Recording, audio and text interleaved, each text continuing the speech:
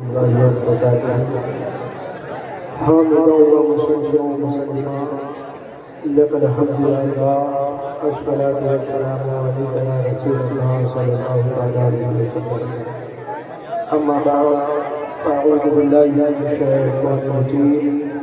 بسم الله الرحمن الرحيم. فاسألوا أهل الذكر إن كنتم لا تعلمون.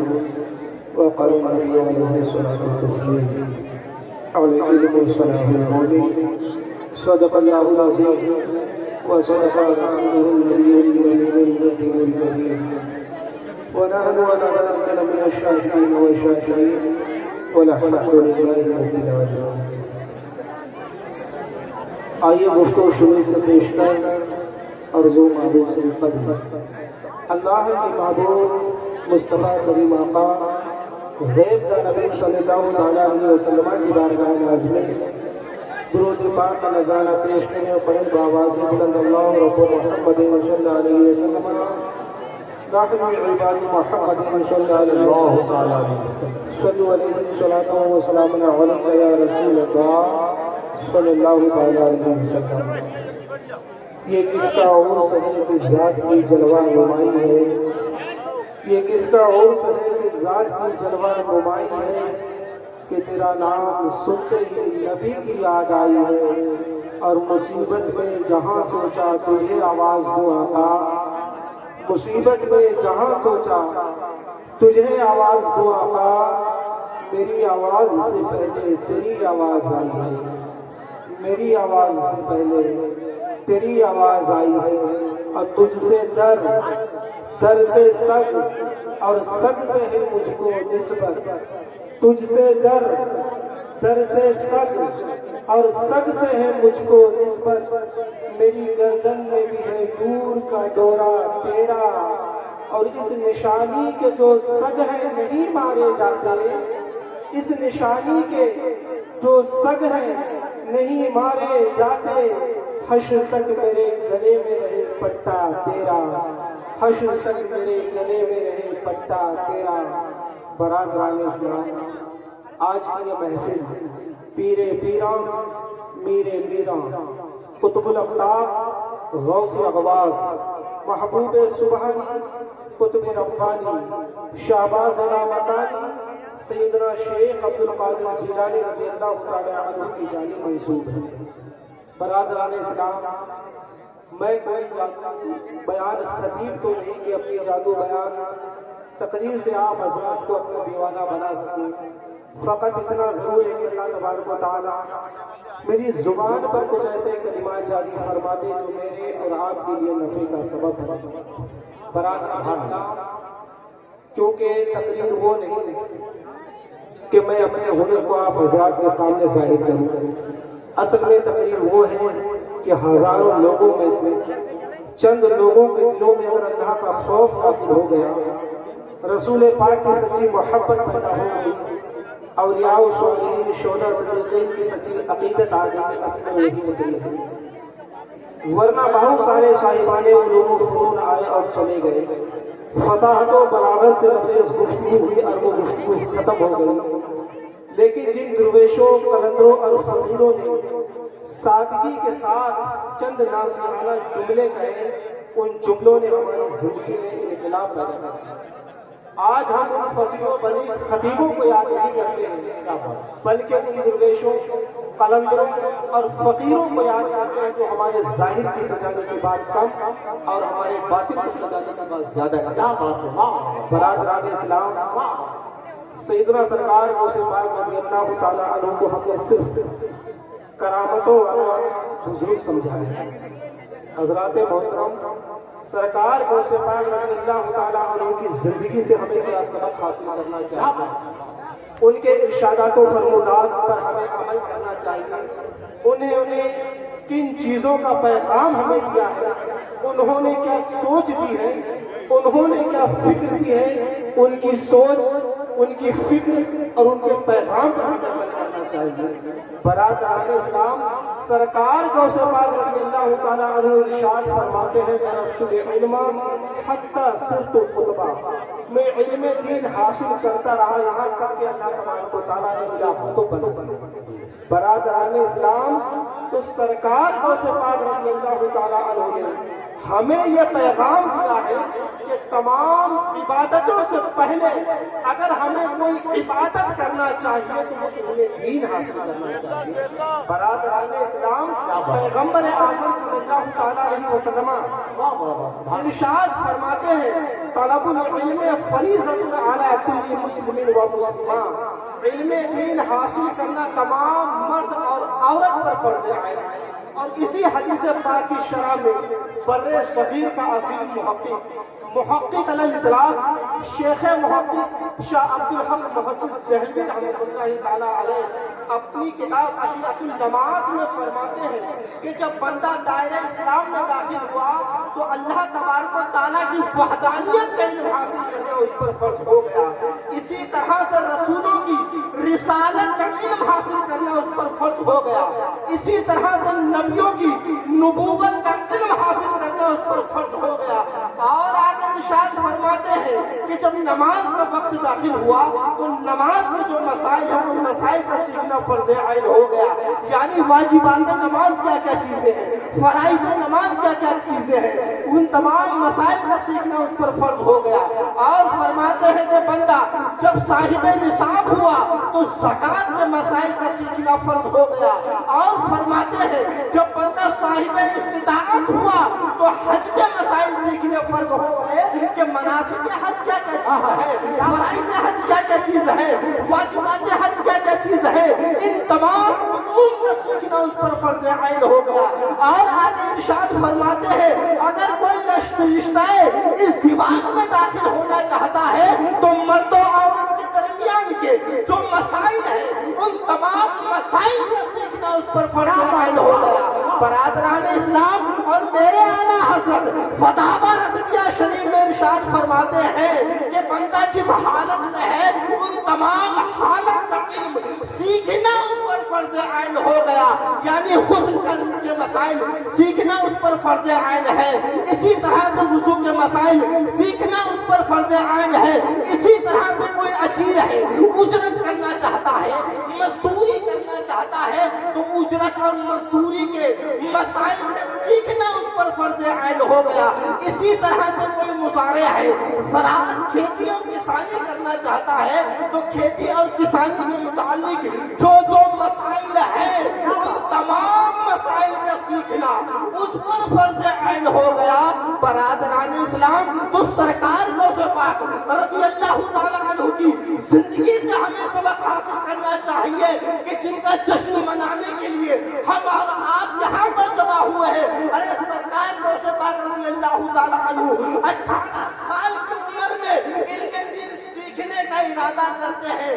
آپ اپنی والدہ ماجدہ فاطمہ ام الخیر سے کہتے ہیں اپنی جان میں رسول اللہ کا دین پڑھنا چاہتا ہوں۔ آپ کی والدہ خوش ہوتی ہے اور آپ کو 40 دینار دیتی ہے، 40 سونے کے سکے دیتی ہے۔ پھر جیلان سے بغداد تک کا یہ 400 میل کا فاصلہ ہے، راستے میں رہزن بھی ملتے ہیں، راستے میں ڈاکو بھی ملتے ہیں، رہزنی بھی کرتے ہیں، ڈاکہ زنی بھی کرتے ہیں، قتل و غارت بھی کر دیتے ہیں، لیکن آپ کی والدہ ماجدہ نے اپنے لخت جگر، اپنے نور نظر کی جدائی تو برداشت کر لی لیکن علم دین کی جدائی برداشت نہیں کی، اور فرمایا بیٹا عبدالقادر تم میری خدمت کے لیے نہیں پیدا ہوا ہے، تو اللہ و رسول کے دین کی خدمت کے لیے پیدا ہوا ہے۔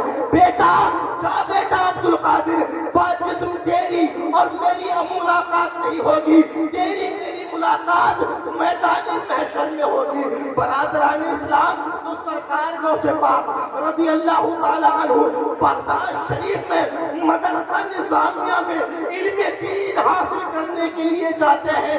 18 سال کی عمر میں علم دین حاصل کرنے کے لیے جاتے ہیں، مدرسہ نظامیہ میں آپ زیر تعلیم ہو جاتے ہیں، وہاں پر داخلہ لے لیتے ہیں، اور 7 سال کی مدت کے بعد اتنے زبردست عالم مفتی اور فقیہ محدث مفسر بن کر وہاں سے نکلتے ہیں کہ تمام علماء بغداد تمام علماء بغداد حیرت میں پڑ جاتے ہیں کہ اتنا بڑا عالم، اتنا بڑا فقیہ، اتنا بڑا محدث، اتنا بڑا مفسر آج تک ہم نے نہیں دیکھا ہے۔ برادران اسلام، آپ کو مفتی اعظم بغداد مانا جانے لگا اور کچھ عرصے کے بعد آپ کو مفتی اعظم عراق تسلیم کر لیا جاتا ہے۔ برادران اسلام، سرکار کو سے پاک رضی اللہ تعالیٰ عنہ اس طرح سے آپ علم دین حاصل کرتے ہیں اور علم دین یعنی ظاہری علوم و فنون سے فراغت کے بعد آپ اللہ تبارک و تعالیٰ کی عبادت و ریاضت اور مجاہدات میں مشغول اور مصروف ہو جاتے ہیں۔ آپ مدائن اور بغداد کے کھنڈرات میں نکل جاتے ہیں، کئی مہینے تک بغداد کی اور مدائن کے کھنڈرات میں گری پڑی چیزوں کو اٹھاتے ہیں اور اس کو کھا کر اس سے گزارا کر لیتے ہیں۔ برادران اسلام، ایک مرتبہ سرکار غوث پاک رضی اللہ تعالیٰ عنہ نے یہ سوچا کہ جب تک میرا اللہ مجھے کھلائے گا نہیں، مجھے پلائے گا نہیں، اس وقت تک عبد القادر نہ تو کھا سکتا ہے نہ تو کچھ پی سکتا ہے۔ برادران اسلام، سرکار غوث پاک رضی اللہ تعالیٰ عنہ پر غشی طاری ہو جاتی ہے۔ نعرہ تکبیر، پیچھے والے بھی ذرا ہاتھ اٹھا کے نعرہ رسالت، جشن غوث البرا، جشن غوث البرا، نعرہ تکبیر، نعرہ رسالت۔ برادران اسلام، سرکار غوث پاک رضی اللہ تعالیٰ عنہ پر بے ہوشی طاری ہے، آپ پر غشی طاری ہے۔ حضرت خضر علیہ السلام ایک دودھ کا پیالہ لے کر آتے ہیں اور کہتے ہیں عبد القادر اس دودھ کے پیالے سے پی لو، تو سرکار غوث پاک رضی اللہ تعالیٰ عنہ عرض کرتے ہیں میں اس وقت تک نہیں کھاؤں گا، میں اس وقت تک نہیں پیوں گا جب تک میرا اللہ کھلائے گا اور پلائے گا نہیں۔ اسی طرح اشارہ کرتے ہوئے میرا بریلی کا امام کہتا ہے کہ قسمیں دے دے کے کھلاتا ہے پلاتا ہے تمہیں پیارا اللہ تیرا، جانے والا تیرا۔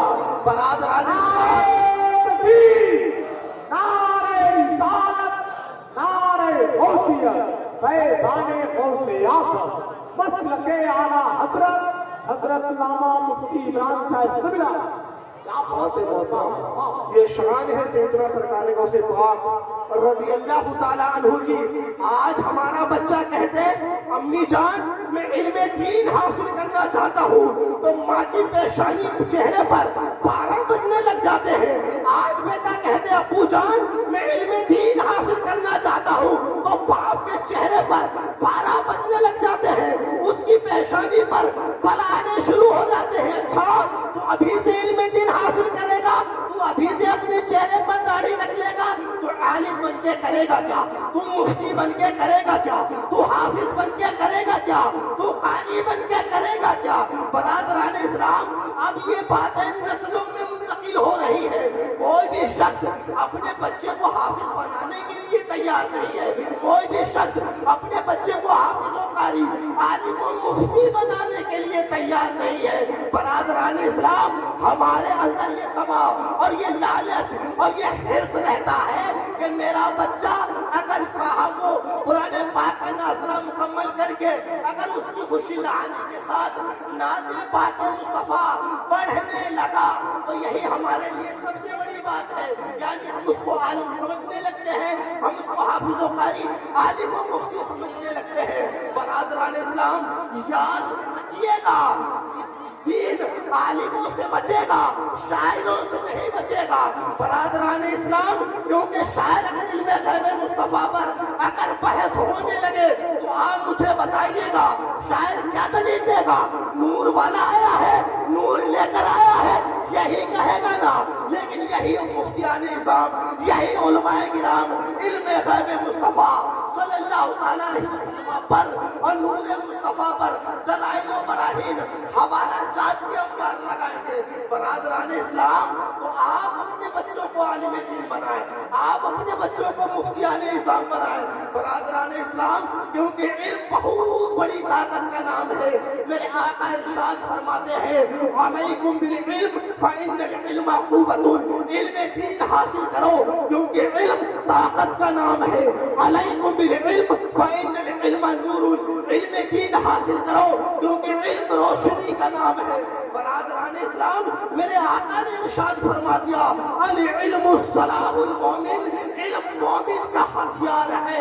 العلم خلیل المومن، علم مومن کا ساتھی اور اس کا دوست ہے۔ برادران اسلام، کیونکہ علم طاقت کا نام ہے، علم روشنی کا نام ہے، علم ہتھیار کا نام ہے۔ آج نیزوں کا، تلواروں کا، تیروں کا اور ہتھیاروں کا دور نہیں ہے، آج ایجوکیشن کا دور ہے، آج قلم کا دور ہے۔ تو سب سے بڑی طاقت قلم کی طاقت ہے۔ اگر ہمارے پاس قلم ہے، اگر ہمارے پاس دینی اور اصلی تعلیم ہے، تو یاد رکھیے گا ہمارے پاس سب سے بڑی طاقت ہے، کیونکہ علم سے حکومت خریدی جا سکتی ہے، علم سے سلطنت خریدی جا سکتی ہے، علم سے دولت خریدی جا سکتی ہے۔ آپ کہیں گے وہ کیسے؟ تو یاد رکھیے گا الحمدللہ رب العالمین، میں بھی نگاہ میں بچیوں کا مدرسہ چلاتا ہوں، اور امام اعظم ابو حنیفہ رضی اللہ تعالیٰ عنہ بھی مدرسہ چلایا کرتے تھے، اور آپ کے مدرسے میں 1000 بچے علم دین مصطفیٰ صلی اللہ تعالیٰ علیہ وسلم پڑھا کرتے تھے۔ ایک مرتبہ امام اعظم ابو حنیفہ رضی اللہ تعالیٰ عنہ اپنے مدرسے میں آئے، کہا میں اتنا بڑا مدرسہ چلاتا ہوں، اتنا بڑا خرچ اٹھاتا ہوں، دیکھو تو صحیح بچوں کی کیا پوزیشن ہے، بچوں کی کیا کیفیت ہے۔ آپ بچوں سے پوچھتے ہیں بچوں یہ بتاؤ تم علم دین حاصل کر کے کیا بنو گے؟ تو کسی نے کہا میں تجارت کروں گا، کسی نے کہا میں فلاں کام کروں گا، کسی نے کہا میں فلاں کام کروں گا۔ تو امام اعظم ابو حنیفہ رضی اللہ تعالیٰ عنہ بہت زیادہ روئے اور کہا میں اتنا بڑا مدرسہ چلاتا ہوں، آج بچوں نے میرا دل توڑ دیا۔ تو وہاں کے اساتذہ نے کہا تھا کہ حضور ایک بچہ اور ہے، اس سے بھی چل کے پوچھ لیجئے گا۔ تو امام اعظم نے فرمایا جب 999 کی یہ حالت ہے، ان کا یہ جواب ہے، تو اس کا بھی یہی جواب ہوگا۔ تو اساتذہ نے کہا تھا حضور اس بچے کی حالت یہ ہے کہ جب وہ اس کو نیند آتی ہے تو دیوار میں اپنا سر مارتا ہے اور جاگ کر اللہ اور رسول کا دین پڑھتا ہے۔ امام اعظم ابو حنیفہ رضی اللہ تعالیٰ عنہ اس بچے کے قریب جاتے ہیں اور پوچھتے ہیں بیٹا اگر اللہ نے تمہیں عالم بنا دیا تو تم کیا کرو گے؟ تو اس بچے نے جواب دیا تھا کہ حضور اگر اللہ نے مجھے عالم بنا دیا تو سب سے پہلے میں اللہ اور رسول کے دین کی خدمت کروں گا اور اپنے اساتذہ کا نام روشن کروں گا۔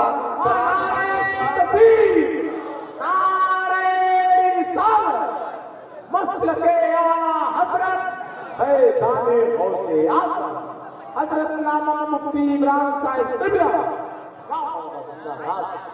برادران اسلام، اس بچے کا نام امام محمد تھا۔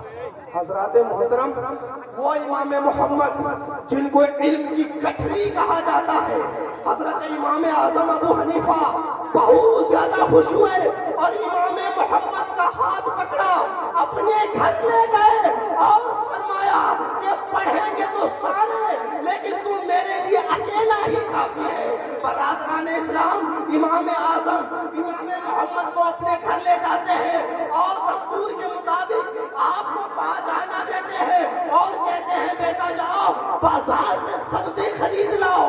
امام محمد چھوٹے سے ہیں، سبزی فروش کے پاس جاتے ہیں اور کرنے کے بعد وہاں پر کہتے ہیں کہ مجھے 5 آنے کی سبزی دے دے، لیکن بچے تھے، سبزی پسند آ گئی، 6 آنے کی سبزی خرید لیتے ہیں۔ سبزی فروش کو جب سبزی کے بدلے میں آپ نے پیسے دیے تو 5 آنے دیے۔ سبزی فروش نے کہا بیٹا 6 آنے کی سبزی بنی ہے، تم 5 آنے دے رہے ہو؟ تو امام محمد نے جواب دیا میں عالم ہوں، 1 آنے کے بدلے میں تم مجھ سے مسئلہ پوچھ لو۔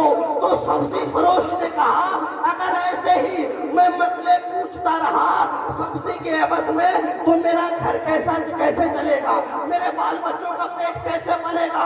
امام محمد روتے ہوئے آئے اور امام اعظم سے آپ نے کہا کہ آج کے بعد میں علم حاصل نہیں کروں گا۔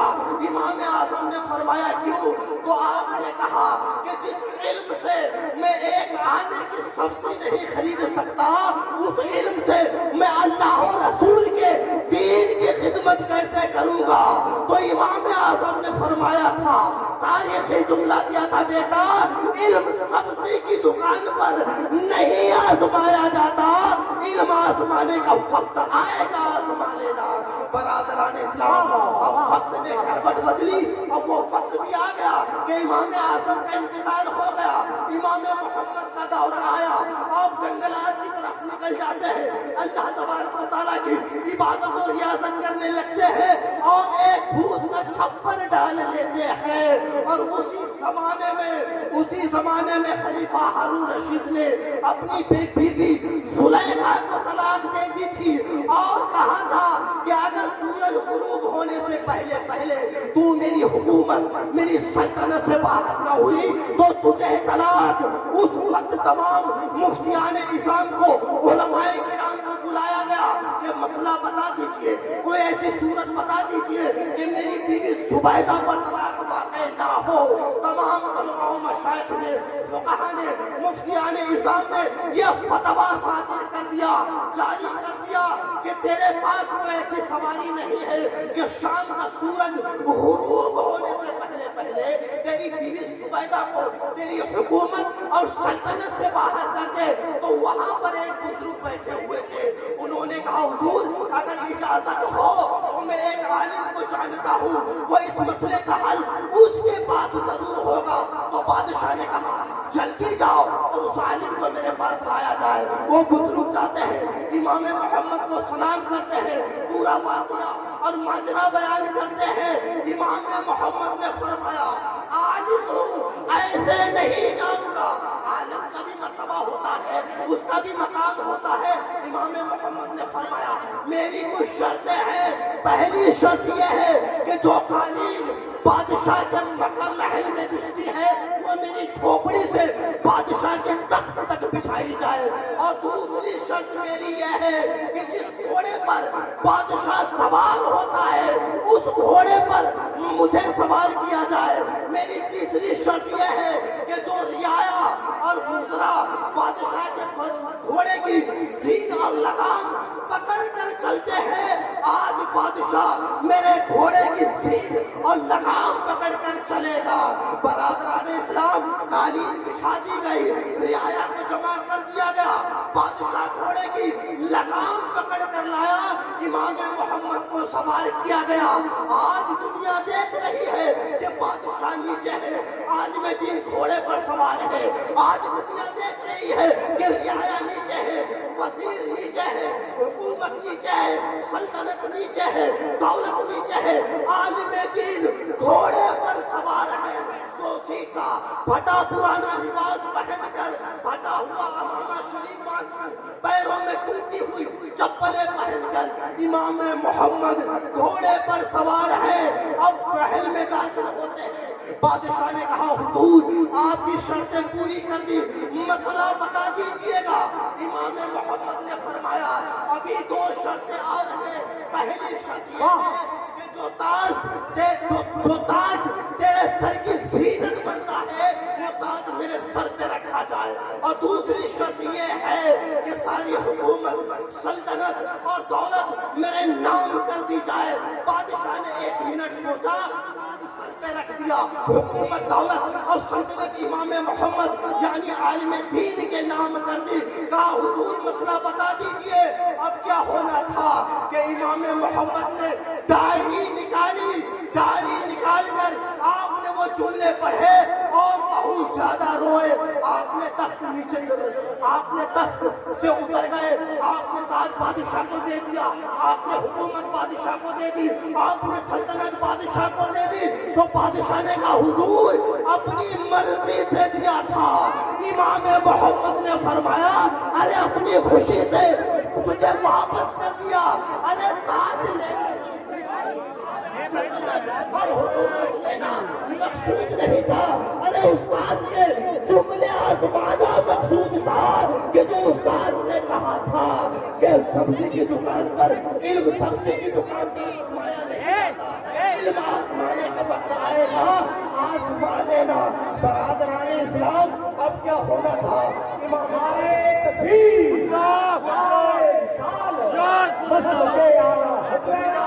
حضرت علامہ مفتی عمران صاحب قبلہ شہنشاہ کرم بھائی قاری محمد علی فیض نعرہ تکبیر.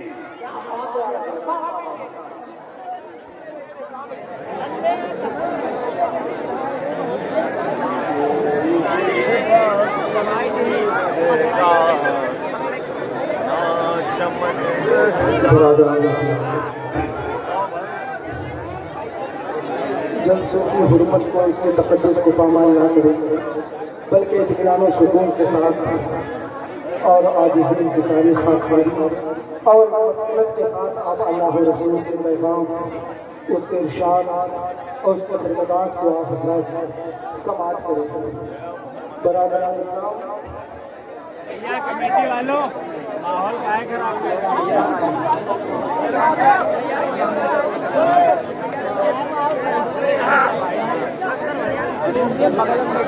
حضرات دور کے بارے پر اللہ رب محمد صلی اللہ علیہ وسلم رحمہ محمد صلی اللہ علیہ وسلم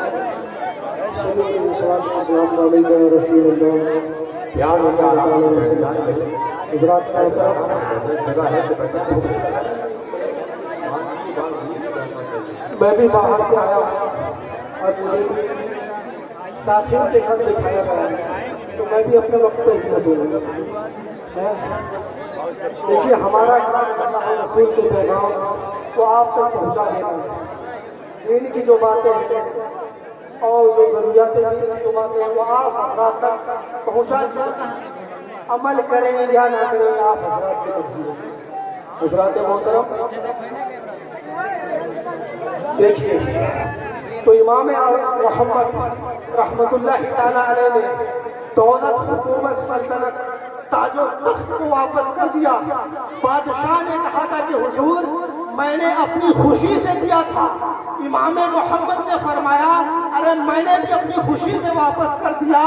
ارے تیری حکومت سلطنت اور دولت لینا مقصود اور مطلوب نہیں تھا. استاذ کے جملوں کو آزمانا مقصود تھا کہ جو میرے استاذ امام اعظم ابو حنیفہ نے فرمایا تھا کہ علم سبزی کی دکان پر نہیں آزمایا جاتا. علم آزمانے کا وقت آئے گا آزما لینا.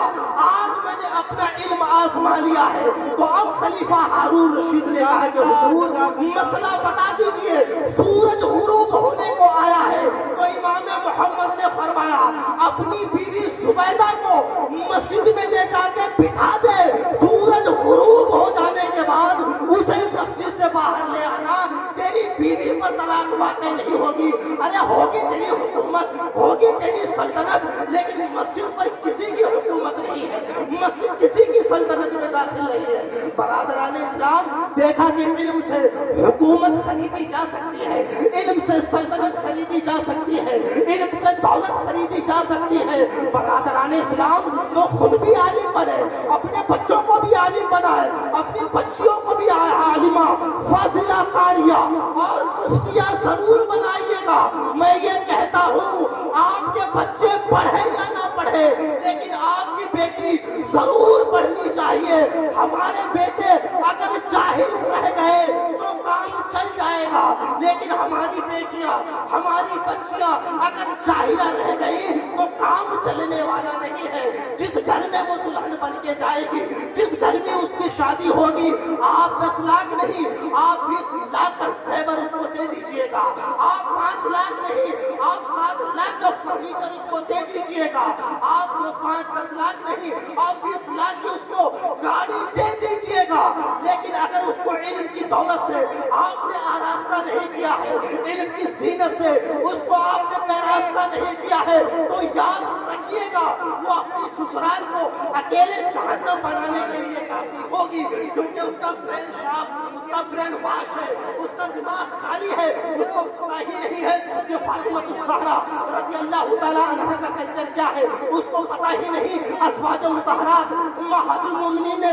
کس طرح سے زندگی گزاری ہے۔ برادران اسلام، جب اس کے پاس علم ہوگا تو وہ جانے گی کہ ساس کا ادب کس طرح سے کرنا چاہیے، جب اس نے شریعت کو پڑھا ہوگا، جب اس نے دین کو سمجھا ہوگا تو اسے پتا ہوگا کہ سسر کا احترام کس طرح سے کرنا چاہیے، شوہر کے حقوق کیا کیا ہے، اگر اس نے دینی تعلیم حاصل کی ہوگی۔ اگر برادران اسلام، کیونکہ مصطفیٰ جان رحمت صلی اللہ علیہ وسلم کا اگر یہ فرمان اس کی نظر نواز ہوا ہوگا تو وہ جانے گی کہ حضور نے ارشاد فرمایا ہے کہ اگر اللہ کے سوا کسی کو سجدہ کرنا جائز ہوتا تو میں عورتوں کو حکم دیتا کہ وہ اپنے شوہروں کو سجدہ کریں۔ برادران اسلام، تو خود بھی علم دین حاصل کرے، اپنے بچوں کو حافظ قرآن، قاری قرآن، عالمہ مفتی بنائے، اپنی بچیوں کو عالمہ فاضلہ، قاریہ اور مفتیہ ضرور بنائیے گا۔ برادران اسلام، کیونکہ علم بہت ضروری چیز ہے، اس کے بغیر نہ ہماری نمازیں درست ہے، اس کے بغیر نہ ہمارے روزے درست ہے، اس کے بغیر نہ صحیح طریقے سے ہم زکات ادا کر سکتے ہیں، نہ صحیح طریقے سے ہم حج کی ادائیگی کر سکتے ہیں، نہ ماں باپ کا ادب و احترام ہم کر سکتے ہیں، نہ تو دین اور شریعت کو ہم سمجھ سکتے ہیں اگر ہمارے پاس علم نہیں ہوگا۔ برادران اسلام، علم دین حاصل کرے، علم دین حاصل کرے۔ حضور علیہ السلام نے ارشاد فرمایا اطلبوا العلم من المہد الی اللحد، یعنی ماں کی گود سے لے کر قبر کی گود تک علم دین حاصل کرو۔ حضور علیہ السلام نے ارشاد فرمایا اطلبوا العلم ولو کانوا بالصین، علم دین حاصل کرو اگرچہ تمہیں ملک چین کیوں نہ جانا پڑے۔ برادران اسلام، کیونکہ علم بہت ضروری چیز ہے، علم طاقت کا نام ہے، علم روشنی کا نام ہے، علم ہتھیار کا نام ہے، علم دوست کا نام ہے۔ برادران اسلام، کیونکہ آج جب ہمارے پاس علم ہوگا تبھی ہم دین اور شریعت کو سمجھ سکتے ہیں۔ برادران اسلام، لیکن ہمارا بیٹا، ہماری بیٹی، اس کو مدرسے کا راستہ اس کو ہم نہیں دکھاتے ہیں، ادارے کا راستہ ہم اسے نہیں دکھاتے ہیں، ہم اس کو کالج کا راستہ دکھاتے ہیں، ہم اس کو اسکول کا راستہ دکھاتے ہیں، ہم اس کو یونیورسٹی کا راستہ دکھاتے ہیں۔ ہماری بیٹی مدرسے میں نہیں پڑھے گی، ہمارا بیٹا مدرسے میں نہیں پڑھے گا۔ برادران اسلام، ہماری بیٹی تو صاحب وہ کوچنگ سینٹر میں جائے گی، وہ بڑے کالج، اسکول اور یونیورسٹی میں اس کا میں نے ایڈمیشن کرا دیا ہے، وہ وہاں پر تعلیم حاصل کرے گی۔ برادران اسلام، آج ہماری مسلم بچیاں کس قدر ارتداد کے راستے پر چل رہی ہیں، اور کوچنگ سینٹر میں پڑھتے پڑھتے افراد کی خبر یہ اخبار میں آ جاتی ہے کہ 10 لڑکوں نے مل کر کسی لڑکی کا گینگ ریپ کر لیا۔ برادران اسلام، وہی اسکول کا جو راستہ دکھایا تھا، وہی کالج کا جو راستہ دکھایا تھا، وہی یونیورسٹی کا جو راستہ دکھایا تھا، وہی کوچنگ سینٹر کا جو راستہ دکھایا تھا کہ جینس اور ٹی شرٹ پہن کر 10 لڑکوں کے ساتھ ایک ٹیبل پر وہ جو عصری تعلیم حاصل کر رہی تھی، یہ اسی کا نتیجہ ہے۔ لیکن اب چھپاتا پھر وہ تو اب اپنے عصبت دکھا کس کو اپنا درد بتائے گا جب تیری بیٹی تیرے ہاتھ سے نکل گئی۔ لیکن مدرسے میں نہیں پڑھے گی میری بیٹی کہ جہاں پر مچھر بغیر بتائے کاٹتے ہو، جہاں پر ناشتے میں صاحب وہ رس اور بغیر دودھ والی چائے دی جاتی ہو، جہاں بغیر چھلے ہوئے آلو اور دال کھلائی جاتی ہو، وہاں ہماری بیٹی نہیں پڑھے گی۔ برادران برادران اسلام اب ہمارے مدرسے وہ صاحب غریبوں کی آماز گاہ بن کے رہ گئے ہیں کہ صرف غریبوں کے بچے مدرسوں میں پڑھیں گے، اداروں میں پڑھیں گے۔